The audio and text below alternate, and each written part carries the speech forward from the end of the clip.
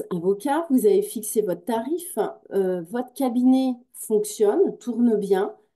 Si vous êtes collaborateur libéral encore, vous avez très certainement des premiers dossiers qui fonctionnent plutôt bien. Et malgré cela, vous sentez qu'il y a quelque chose qui vous gêne, qui coince, qui empêche le cabinet de vraiment exploser. Je vais oser ce mot-là, exploser. Parce que quand on se met à son compte, ce qu'on souhaite, c'est vraiment de réussir, mais c'est de réussir dans sa globalité. Donc un cabinet qui mouronne, c'est pas un cabinet qui est pérenne. Un cabinet qui évolue constamment, ça, c'est un cabinet qui est pérenne. Il peut y avoir différentes explications au fait que la situation coince.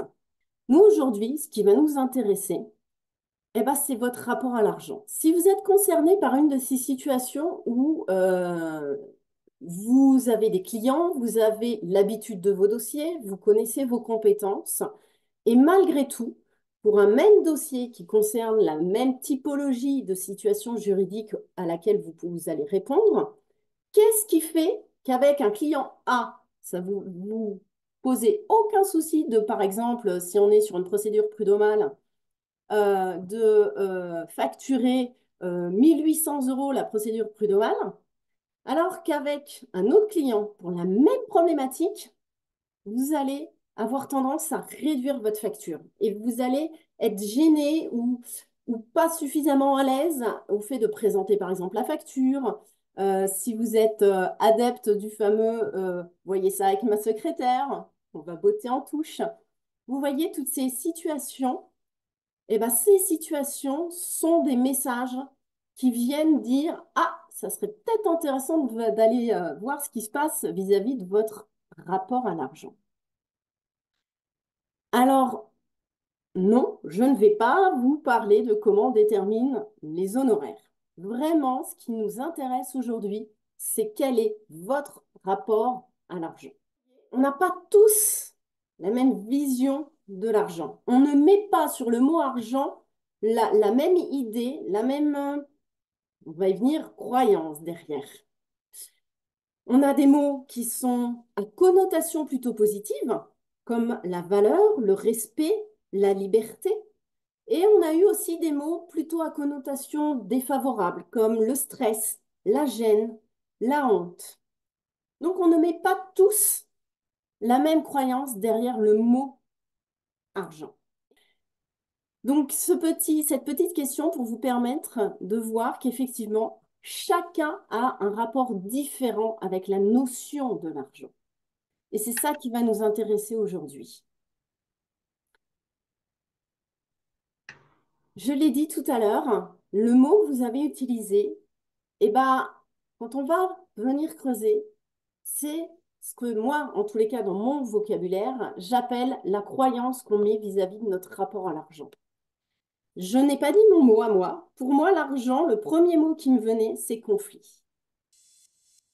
Et très clairement, quand j'ai commencé à travailler sur ce thème, parce que moi j'ai un rapport à l'argent qui est assez compliqué et depuis toujours, donc je suis en profession libérale depuis quasiment toujours. Alors oui, j'ai eu des emplois en tant qu'étudiante où j'étais en salarié, mais très clairement, je ne suis pas tout à fait faite pour ça.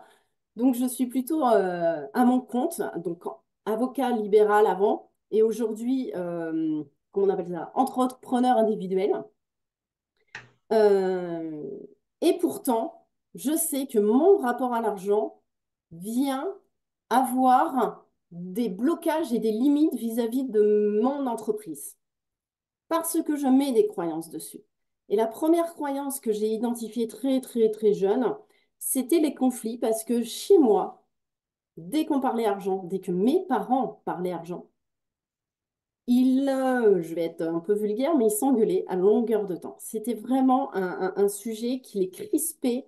Donc pour moi, j'ai assimilé l'argent au conflit, surtout entre conjoints.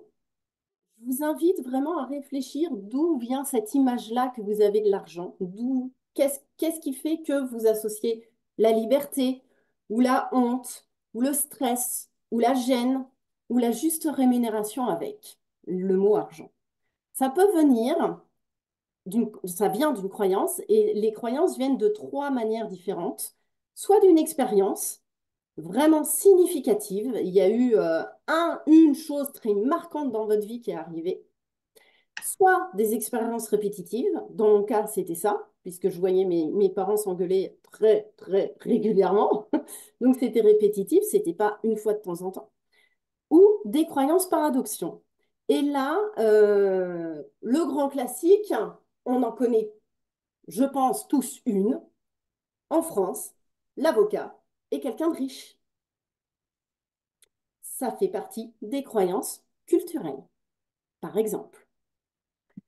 Idem, en termes de croyances sociétales, en France, on ne parle pas argent. C'est mal vu de parler argent. Aux États-Unis, par exemple, on se définit par l'argent. À l'inverse, le sexe est tabou aux États-Unis, est un sujet libre en France.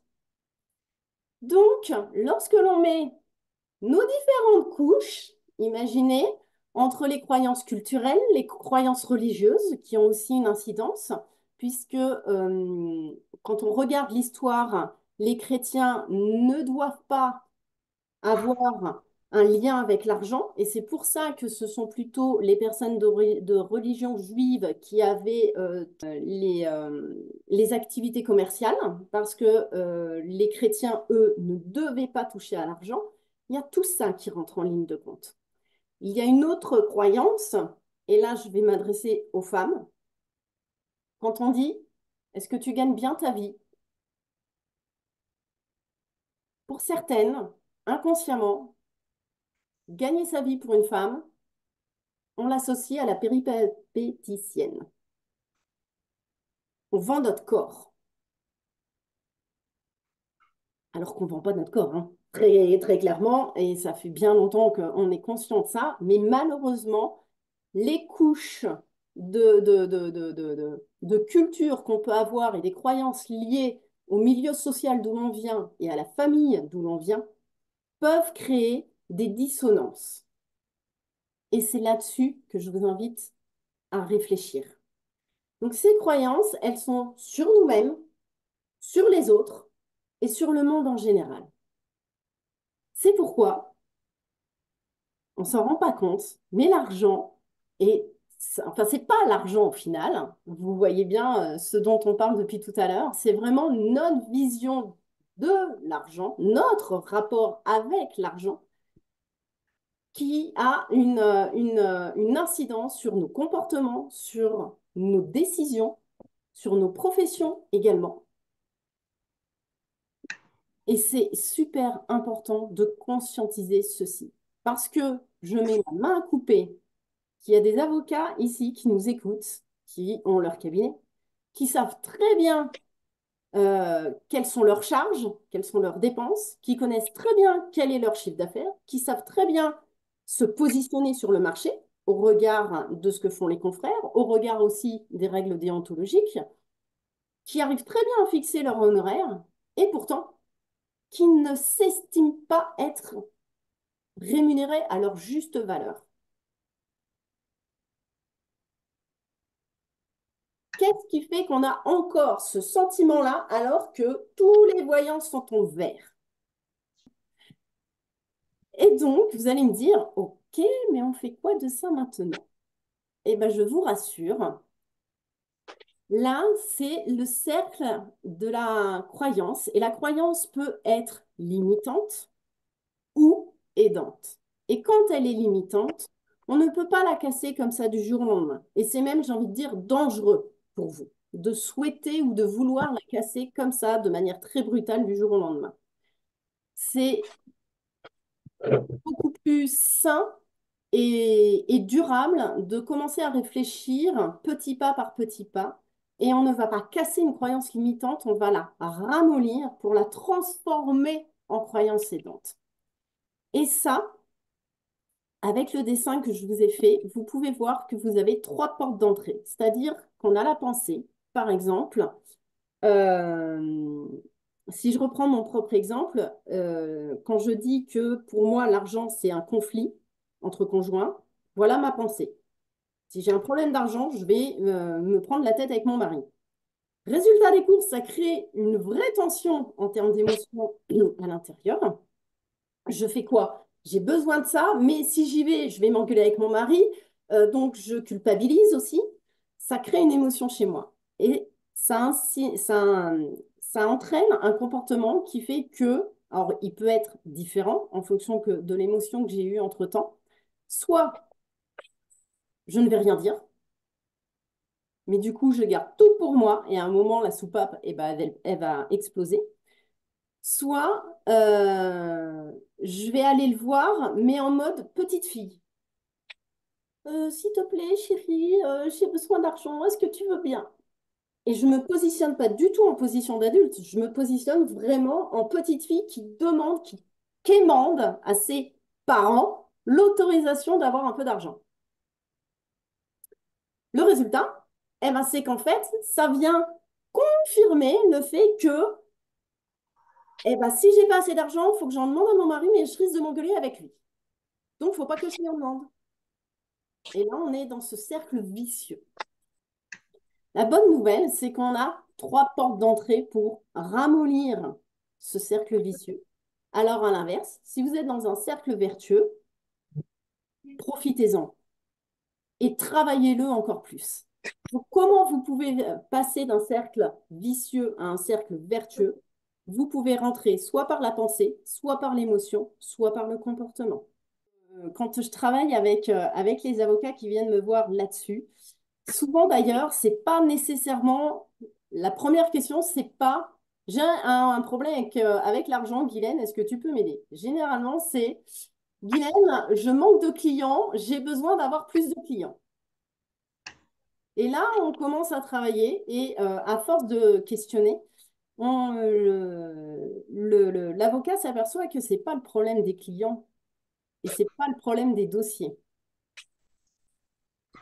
Quand il arrive parce qu'il peut y avoir d'autres situations, mais quand il arrive au problème du rapport à l'argent et qu'il va travailler profondément là-dessus, là, il va être aligné avec qui il est. C'est-à-dire que comment vous allez réussir à vendre vos prestations si vous-même, vous ne connaissez pas et vous ne conscientisez pas votre propre valeur.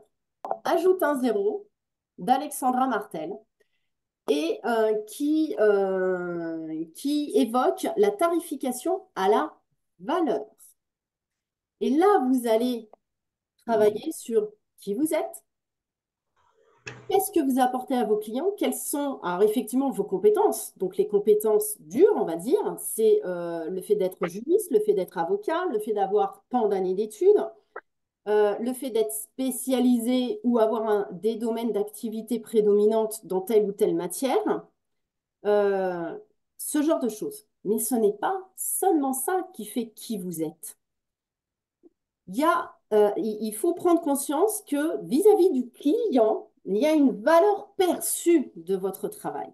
Et du moment qu'il ne perçoit pas cette valeur-là, c'est les clients que vous allez entendre dire, ah non, mais vous êtes trop cher, maître. Ah, vous m'avez facturé autant pour si peu? Et là, vous vous dites, mais il ne se rend pas compte tout le travail qu'il y a derrière. Ben oui, et je vais être un peu crue, c'est à vous de faire ce chemin-là. Ce n'est pas à votre client de comprendre le travail qu'il y a eu derrière. C'est à vous de lui expliquer. Et pour cela, il faut que vous ayez conscience de la valeur que vous donnez à vos clients. Et la valeur ne se limite pas en termes d'argent, ne se limite pas en termes de temps.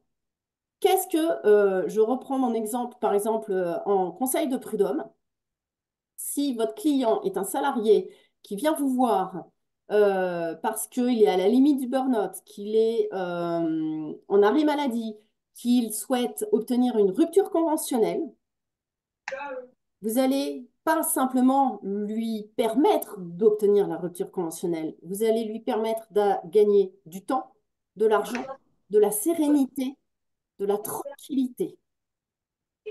Et ça, c'est à vous de réussir à l'identifier en amont pour pouvoir vous présenter à vos clients quand ils viennent vous voir. Vous êtes dans leur tête de toute façon identifiés comme des experts du droit. Donc, la question n'est pas de savoir si vous êtes des experts du droit. Ils le savent, c'est pour ça qu'ils viennent vous voir. Donc, si vous vous contentez de dire, moi, mes honoraires, c'est tant parce que j'ai fait 8 ans d'études et vous vous rendez compte, vous allez me payer 1 800, mais j'ai 40% qui part dans les charges, excusez-moi, mais non, ça passe pas. Et c'est normal que ça ne passe pas. J'ai fait la même erreur, hein. Je sais qu'il y a eu des clients qui me comme ça, qui me crispaient. Et du coup, je parlais dans ce langage-là en leur disant, non, mais de toute façon, vous vous rendez pas compte, moi, toutes les charges que j'ai. Mais c'est pas un discours entendable quand on est client. Mettez-vous, vous, à votre place, quand vous êtes client d'un service, par exemple, vous souhaitez faire un site internet, vous faites appel à un web designer. Est-ce que le web designer vous dit, mais moi j'ai fait 5 ans d'études, j'ai 55% de charge, mon école, elle est à tel endroit, elle est reconnue dans le monde entier? Ça ne va pas vous parler. Et c'est pas ça que vous venez chercher au final. Ce que vous venez chercher, si vous avez été le voir, c'est que vous l'avez déjà identifié comme un expert web designer qui peut éventuellement vous accompagner dans la création de votre site Internet. Donc au final, vous allez chercher quoi chez lui? Qu'est-ce qu'il fait? Est-ce qu'il est créatif? Est-ce qu'il est empathique? Est-ce qu'il écoute les besoins que vous avez? Est-ce qu'il comprend votre façon d'exercer? Parce que chaque avocat a sa propre manière d'exercer. Et il n'y en a pas une qui est meilleure que l'autre. Vous avez la vôtre. Et c'est ça qui fait votre grande force. Tout le travail pour vous, c'est de l'identifier. Et c'est ça, votre valeur. Quelqu'un tout à l'heure a parlé de juste rémunération. Demandez-vous, qu'est-ce qu'est pour vous une juste rémunération? Par rapport à qui? Par rapport à quoi? Donc, si vous avez réussi déjà à identifier votre propre rapport à l'argent, parce que typiquement, les personnes qui ont comme croyance, faut travailler dur pour réussir dans la vie,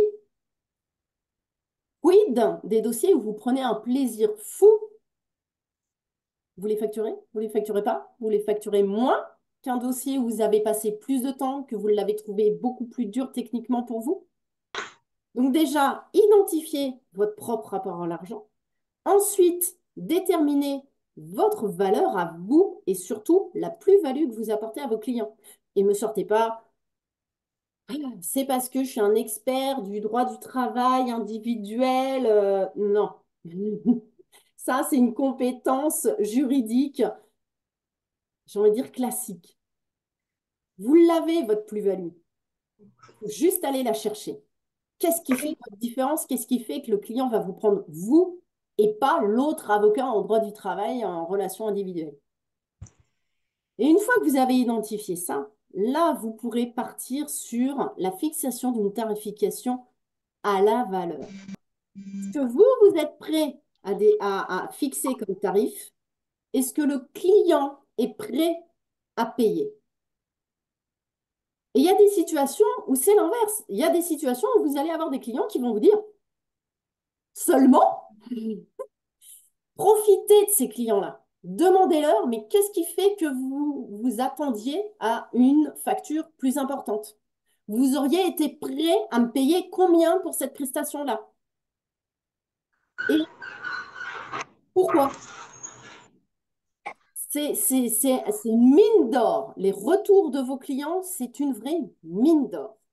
Et vous allez voir qu'au fur et à mesure, vous allez pouvoir monter votre tarification. Donc, vous identifiez là où vous vous placez, vous identifiez ce que votre clientèle cible est prête à payer. Et là, des fois, j'ai eu une cliente comme ça, avocate, qui pensait s'adresser à une certaine typologie de clientèle et s'est rendu compte qu'en fait, ça ne correspondait pas du tout à la clientèle qui était en capacité de payer les honoraires qu'elle souhaitait. Donc, à un moment, il faut faire un choix. Mais pour le coup, il est conscientisé, donc elle culpabilise plus derrière. Elle a fait le choix, c'était soit elle partait sur une autre typologie de clientèle, plus aisée, qui lui permettait de payer ses honoraires qu'elle souhaitait, soit elle restait sur une clientèle qu'elle voulait, et elle conscientisait qu'en fait, il ne pourrait jamais lui payer 250 € de l'heure. Et c'est OK. Là où elle en est ressortie grandie, c'est qu'en fait, elle avait plus cette sensation de culpabilité, où elle se disait, je travaille pour rien puisqu'on ne me paye pas. Et ben, elle a fait un choix de légèrement dévier. Elle a pris une clientèle plus aisée, ce qui lui permettait, elle, d'assouvir son besoin d'être reconnue et payée à sa juste valeur. Mais elle avait également le besoin d'aider les autres. Donc, elle a, en toute conscience, choisi qu'elle réservait 10% de son chiffre d'affaires à une clientèle beaucoup moins aisée où elle baissait largement ses honoraires. La différence, c'est qu'elle l'a vraiment choisi. Et derrière, elle était très libre de faire ce qu'elle voulait. Elle disait oui, elle disait non. Ça lui a permis aussi, ça c'est l'effet qui se coule, c'est assez génial, de pouvoir dire non aux clients. Elle choisissait mieux les clients et les dossiers qu'elle prenait. Donc, vous l'aurez compris, si vous travaillez sur la tarification à la valeur en travaillant sur votre rapport à l'argent et en déterminant votre plus-value à vous, ça va vous permettre à vous d'être aligné intérieurement. Ça va vous rendre, j'ai envie de dire, la vie plus facile. Vous allez vous en rendre compte au fur et à mesure, si vous rentrez sur ce chemin-là, les clients vont venir beaucoup plus naturellement et ça va être beaucoup plus fluide pour vous de présenter vos honoraires. Et du coup, un gros mot pour certains, vous allez réussir à négocier vos honoraires. Ça va plus vous faire peur, un client qui va vous dire, ah, bah, je trouve ça quand même un petit peu cher. Des fois, il y a une vraie raison derrière. Et on peut ne serait-ce que questionner le client. OK, pour vous, qu'est-ce qui est trop cher? Et là, vous pouvez dire, très bien, bah, moi, je connais ma valeur, je sais où je suis. Vous ne pouvez pas me payer ce montant-là, pas de problème. J'enlève ça comme prestation et là, on rentre dans votre capacité financière. Et du coup, vous rendez la balle de la décision à votre client. C'est lui qui va dire, OK, je prends cette prestation-là, enlevée de ces services-là, parce que je peux me permettre de vous payer à ce tarif-là. Et que c'est vous que je veux. Et ça, c'est pas un gros mot du tout, hein, parce que ça démontre que le client veut vous, pas votre tarif. Et si vous êtes en capacité de négocier comme cela, ce client-là qui aura été satisfait, parce que je n'en doute pas que derrière, il sera satisfait, bah vous verrez, il reviendra. Parce qu'il n'a peut-être pas les moyens de payer l'intégralité de vos services le 8 janvier 2024, mais peut-être qu'il l'aura le 8 janvier 2025. Et rien de mieux qu'un client satisfait. Et ce travail-là va aussi également vous permettre, surtout à vous, d'être bien. Parce que vous aurez le sentiment d'être reconnu pour le travail que vous avez fait.